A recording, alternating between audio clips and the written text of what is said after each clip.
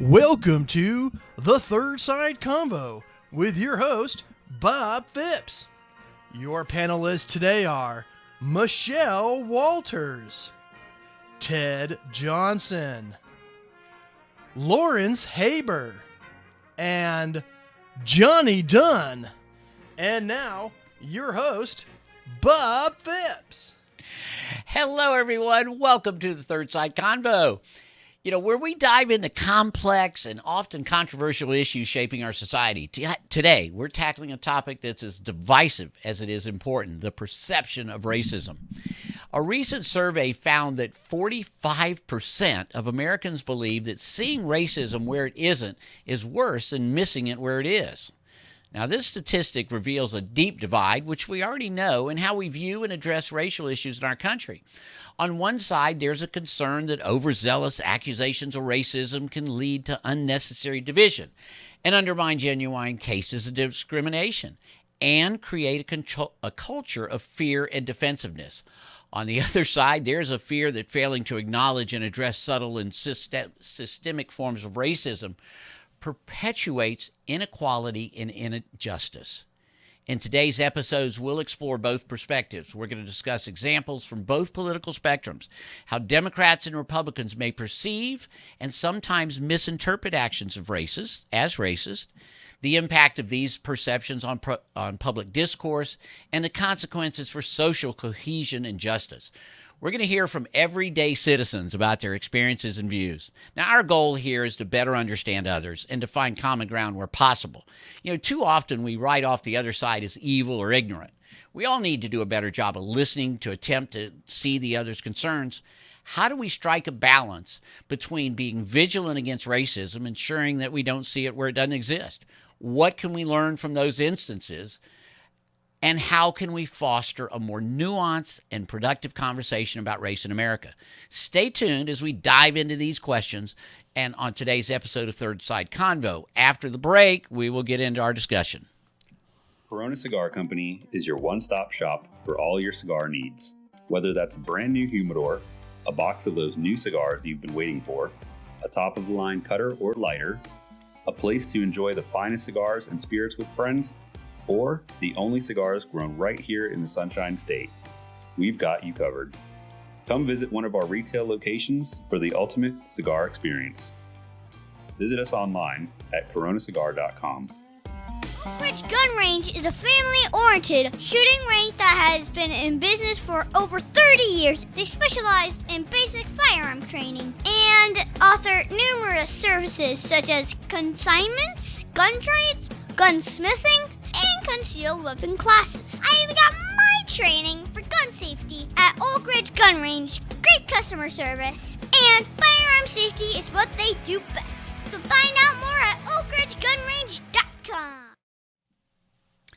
Now, welcome back. Now, Ted Johnson, who's out in San Francisco, a former journalist, actually still a journalist, he can certainly write some killer emails. Let me tell you, if you ask him a question or you challenge him at all, Ted is going to come back with the facts.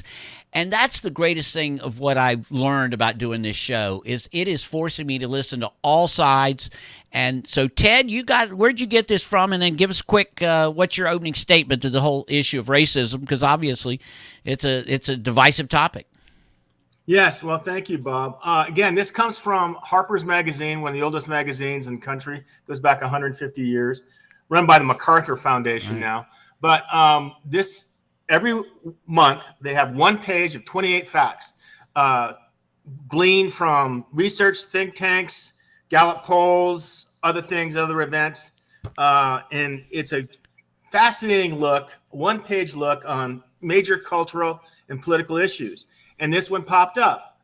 Nearly half the country think that seeing racism where it isn't is worse than racism itself. And I think that came up a little bit as one example. Immediately after Black Lives Matter, I heard of stories in the South particularly, but other places of white men walking into Starbucks and other places proudly brandishing firearms in their arms, over their shoulder, on their belts, as a statement of something a reaction to a case of a case of injustice in terms. But that's probably of on what the happened. extreme. So we're not necessarily wanting to be on the extremes here, Ted. What we're trying to say is this 45%. That's a big number, and that's why you struck out to bring this subject today, didn't That's you? right.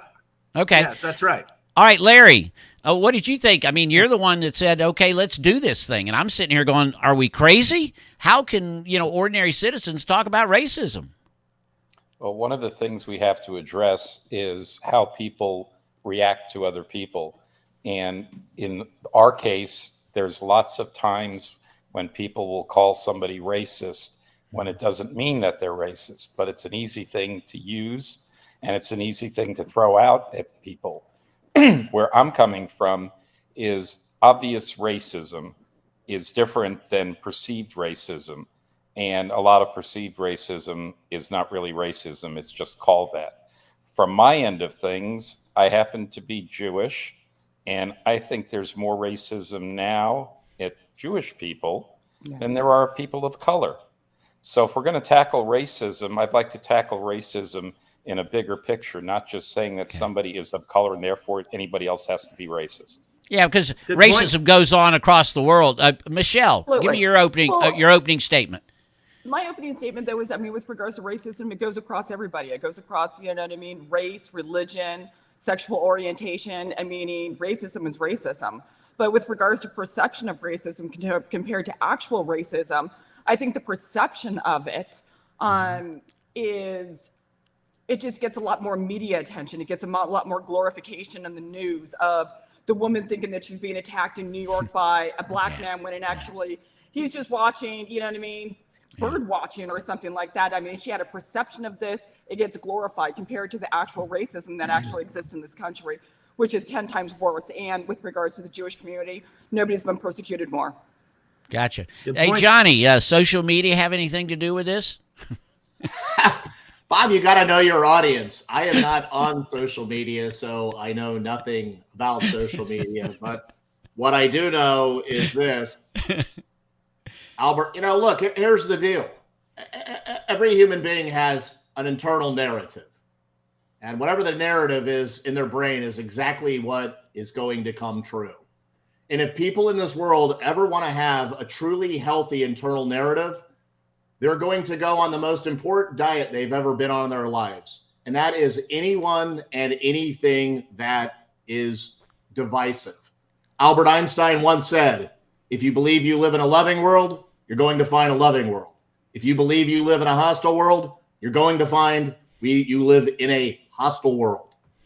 And I always think about what Morgan Freeman said to Mike Wallace on that famous interview. If we really want racism to go away, we simply need to stop talking about it. Well, Ted. A little bit further than that. Yes. Okay. I'm not sure about that, but the perception issue, I think, stems from something that's kind of come up in our culture a little bit more. People tend to fall into victimization, that they're a victim of something, and as opposed to being stand up. I think the Karen memes we all hear of the woman screaming in the Target parking lot over some perceived problem, the woman saying who won't put away her shopping cart in the parking lot because she can't stand to leave her kids in the car alone for 7 seconds. She has to walk 15 feet, put a cart back in where they belong. And things like that are a sense of the cultural change.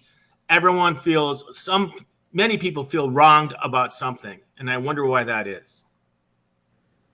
Okay.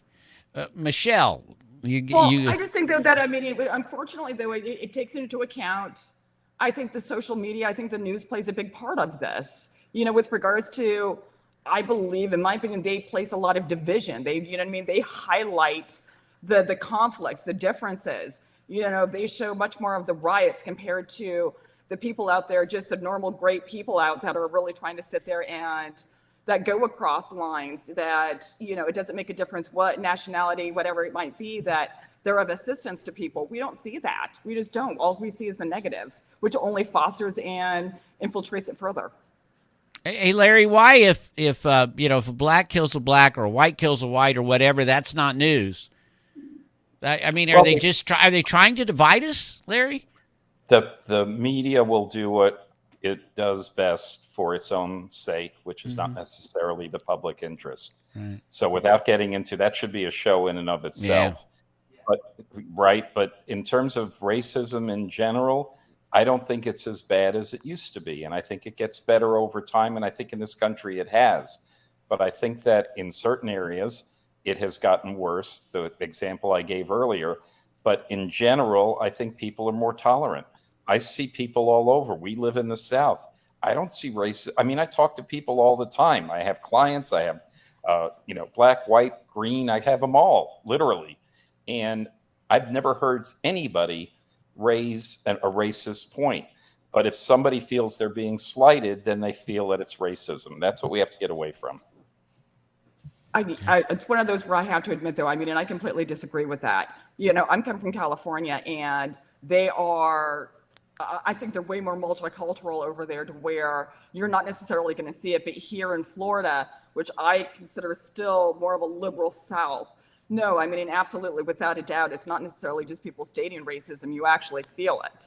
You know what I mean? Me, like I said, as a black female, I feel it. There's, certain situations, if I walk into a store where people will sit there and let's say if I go to a high-end mall, walk into a high-end, designer store, I'm looked at much differently compared to a white woman the same, or any other woman that might be, of the same age, maybe build, whatever the case might be, and much more attention is placed on me, so compared to somebody else. So in my opinion, I do agree with you, though. We've made huge strides. We've had a black president, absolutely, but we have a long ways to go. All right. Well, it's good for an opening start. We'll hear from our sponsors, and we'll be right back. Aw, Dad, my computer's slow again and I can't play my games. Call Your Computer Solutions today, and we will scan for viruses and clean that computer up remotely and make it fast again. Our phone number is 407-826-0810. Thanks, Dad. My computer's fast again. Now I can do my homework. Thanks for calling Your Computer Solutions at 407-826-0810. The Tibia Show would like to thank Boggy Creek Airboat Adventures for being one of our sponsors. I got to go on an airboat and saw a real gator. I even got to go to the gem mine and mine for some gems. We ate a steak dinner at the restaurant and even got some gator bites. If you want to have a blast with the entire family, I suggest you go to www.bcairboats.com right now. Get your tickets today. The website again is bcairboats.com. All right. Well, actually, we talked about this. I guess we've got to have, are there some instances? I guess those on the right. Johnny, did you read into this at all? Are there any instances of things whereby the perception is greater than the racism itself? What examples did you see in preparing for this show? Well, look, that's half the problem with humanity. Everyone in this world is largely walking around operating from a sense of perception. And everyone thinks their perception is the correct perception. Mm-hmm. Everyone thinks the story in their head is the right story. And all that ever does is get human beings in trouble, because whose story is the right story? Whose story is the wrong story? Well, as fate would have it, if we ever want to truly adapt as a society, we'll do something that very few are doing, and they're operating from empathy. But as long as people operate from the story in their head, things are never going to turn around. But I do want to say a quote that was always one of my favorites, that racism is not dead, but it is on life support, and it's only being kept alive by politicians, race hustlers, and people who get superiority by calling other people racist. It couldn't be any more true. My mother told me when I was a kid, there's good white people, there's bad white people. There's good Chinese people, there's bad Chinese people. There's good African-American people, there's bad African-American people. But if we start blanket stereotyping people, what the hell good does that serve anybody at all? Hey, It's Ted, you zero. want to Can you respond to that, Ted? Or you were shaking your head. I couldn't imagine. Was that agreeing with him, or is that Johnny being Johnny? What was that? Johnny being Johnny. First one, everyone, he said, has a story in their head, and only that story is only right. That's so wrong. I mean, as a journalist, you're trained to be skeptical. Do people really feel this way? That's why you ask. I ask myself the same way. What is the issue about this feeling that I'm having? Come on, Johnny, you don't put everyone in that bucket. That's extreme. Okay, vast majority then, but people are operating. So what are we talking? We want to negotiate down to what? 89 to 72%? Well, look, 87% not everyone in every situation does that. Why is that? Because they're operating from their perception, Ted. Look, we all knew which side of the aisle you would fall in because, you know, if your side can't be the hero to that side, then my guess is they're going to lose about 25% of their voting block. So you got to keep the racism alive. What are you talking about? I have no idea what you're talking about. Again. Let's get back to the back on topic. Yes. Yeah. Let's get back on topic. Yeah. Racism exists. I'm not saying that it doesn't. I'm not saying that it doesn't for Michelle. Obviously it does. My point is simply that I think it's getting better and has gotten better. We're not in the 1950s or even the 1960s anymore. We keep working to do that. But today's politics is to make everything about race. Yeah. And that puts divisions up, and that's what I have a problem with. But Lawrence, real quick, being Jewish, I think you have to respond to the fact that the war in Gaza has inspired a lot of anti-Semitism. And it's been there, and now it's kind of risen up in the top on a new wave of it all because people tend to be pro-Palestinian for whatever reason. But again, it comes up in a different situation, but it's still the same issue. Okay, but what's the point there, Ted? Sorry. The fact of the matter is racism does exist, but it comes at different angles and in different incidences. Excuse me. Well, I totally agree with that, but part of the discussion here is racism, when people say 45%, the survey says that people aren't being racist when they think other people think they are. I think that's a function of our politics and our media today.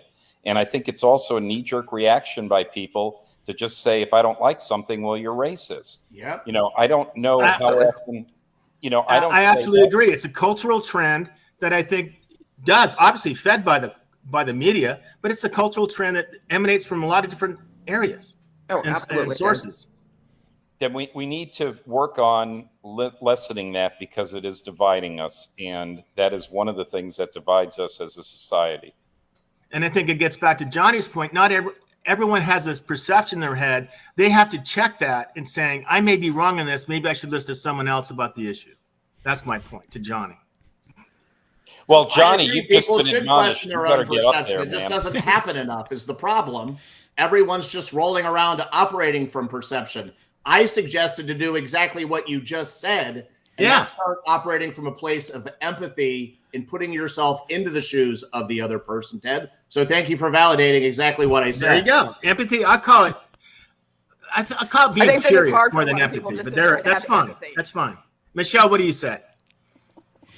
I was going to say, I think it's difficult for people to sit there and have empathy. But I mean, the whole purpose of the show is trying to sit there and, you know, being able to sit and come to the middle and try to be able to sit and find solutions. And it seems like I know we've dabbled, it seems like a bit much, on politics and different people and trying to polarize, both opposite ends. But it's a matter of, how can we as a society try to enforce or encourage, trying to bring unification? How can we do that? How can we try, to bridge this gap of, stop keeping us apart? How can we bridge ourselves together? And I think that needs to be the bigger picture here. What if we had some type of a podcast where people actually were? Oh shit, we are. Okay. Because look, you can swear on this podcast, I guess. Hey, listen, I was texting with an attorney before the show, and the attorney basically said, "Well, there's that 45%. Screw them; they don't matter anyway." And that's the way I took it. And I know that's not what he said. But it just continually drives me nuts when everybody wants to just throw off the other side without recognizing that there's some valid points. Now, we're not talking about many of those things that we could talk about now, but we're talking about what we are talking about, and I'm fine with that. I'm fine. We're getting Ted and Johnny together. Hell, if we can get Ted and Johnny together, we can change the world. Absolutely. Let me tell you. Well, there's a great essay by the way, people watching I'm this. sorry. Go ahead, Johnny. No, I love Ted, and he's opened my eyes to some stuff for sure. But I think we also need to do what Morgan Freeman said as well in that interview. Quit calling people black people. Quit calling people white people. Quit calling people Chinese people, because they're all just labels at the end of the day, and none of that shit even matters. None of that even matters. Who people really are is what is going to ultimately be written on their tombstone, and it's not relegated to the color of their skin. I mean, but all it's California nonsensical. people are California people. Ted is the epitome of California. And lots of people from California are like Ted. We just have to work through that. That's all. Wow. Another pigeonhole I Wow, get they slammed are. into. They're That's picking on great. you, Ted. Okay. California. My dad racism. taught me a long time ago, Lawrence and Johnny. My dad taught me long ago. We're watching baseball, and there was a ground ball, and I said, "That's the black first baseman." And my dad says, "How often do you say that's the white first baseman?" And back to Johnny's point, they're people. People are people. They come in different ways, many colors, issues, ethnicities, on and on. They're just people. They're not. Exactly. That's all it is. It's just a description. Sometimes it's just, you know what I mean? It just Got it. Yeah, there's no need to label. Well, it's just Like it's all fine. That's Okay. what ruins everything. We want to label things so we can control them. All right. No, Are we gonna, it's- No. Let me ask Simplify. this. How do you get people to stop saying everything is racist when not everything is racist? Well, How no, do you I mean- change that paradigm? Impossible. You Yeah. can't get the side who called people super predators and said, don't want to have a racial jungle. You can't get them to stop doing it because they don't want to lose a large segment of their voting base that they tell to be victims, even though 75% of the world we live in has been traumatized in their own right. all right. Well, on that, we're going to take our next commercial break. We will be right back with some more excitement. Corona Cigar Company is your one-stop shop for all your cigar needs. Whether that's a brand new humidor, a box of those new cigars you've been waiting for, a top-of-the-line cutter or lighter, a place to enjoy the finest cigars and spirits with friends, or the only cigars grown right here in the Sunshine State, we've got you covered. Come visit one of our retail locations for the ultimate cigar experience. Visit us online at coronacigar.com. Oak Ridge Gun Range is a family-oriented shooting range that has been in business for over 30 years. They specialize in basic firearm training and offer numerous services such as consignments, gun trades, gunsmithing, and concealed weapon classes. I even got my training for gun safety at Oak Ridge Gun Range. Great customer service, and firearm safety is what they do best. So find out more at oakridgegunrange.com. Here we are. There's a movie, Bullworth. I don't know if some of y'all have seen it, but, Warren Beatty is talking to this crowd, and he's running for senator, and he's just talking about the fact, because he's just totally gone off, and he's like, look, we just basically, well, I don't want to use the word, but we basically, if everybody will just screw everybody, then we'll all be the same color. And it really would be nice, because I think everybody sees it. The concept of colorblind, you can't even use that anymore, Johnny. It's not allowed. It's been taken over, but I understand that. It is hard. We're a country that is different. But if you go to other countries, there is an equal amount of racism in other countries. So this is not just a U.S. thing. And I think maybe that's the only thing that ever gets to me is it's a U.S. thing. Oh, my gosh, Miss Agnes. Travel to some other countries. Anybody been outside? Ted, you've been to any other countries? South Africa, Australia, France, Italy, Germany, Norway. You know what I mean. Mexico. Yeah.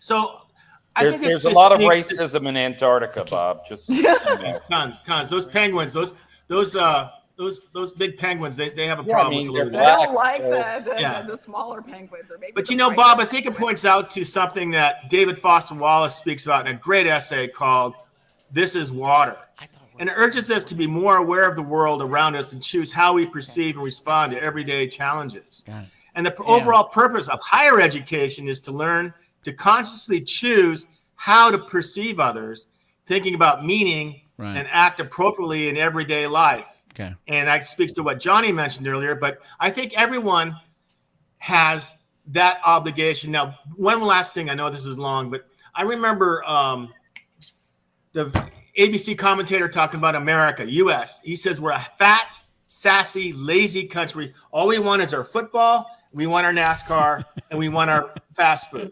And everything else outside of that, we don't care. Now, it was obviously an oversimplification, but there's a lot of truth to the fact that people don't have any curiosity to have enough empathy to learn about others. There you go. Well, I guess is it a fair point? Let's say the ones on the left. We'll start with you, Michelle. Michelle, Yes. do you see any of that 45% actually? And now, obviously, the fact they said it's worse than racism, they can't say that to you because you've actually gone through it. But do you understand how some people think we've gone too far, that we see it where it doesn't exist? Can you see that? Absolutely. I mean, no, Okay. I do. I mean, absolutely. And I think that even with regards to, and like, I think it's highlighted over social media, especially Right. the invention of TikTok and Instagram and all of these short little things, to where any of these instances that pop up, they're glorified and these videos go viral. And so, Right. and it's just amazing though on how it's so divisive. And so, I mean, it's sensationalized to be able to watch it, but at the end of the day, it's really sad. It's sad, and it's another black mark that with regards to our culture, that you feel that you're entitled to treat or talk or behave to another individual that lives here is But acceptable. Ted knows that, journalism runs on clickbaits, and clickbaits only works if it's going to click. So, I mean, we're almost like. It's not journalism, Bob. That's social media trying for clicks. It's called capitalism. Oh, I thought you were concerned about if people read your articles back in the past. You weren't concerned. You only wanted what was said. Larry, do you think that how can we come out of this? I mean,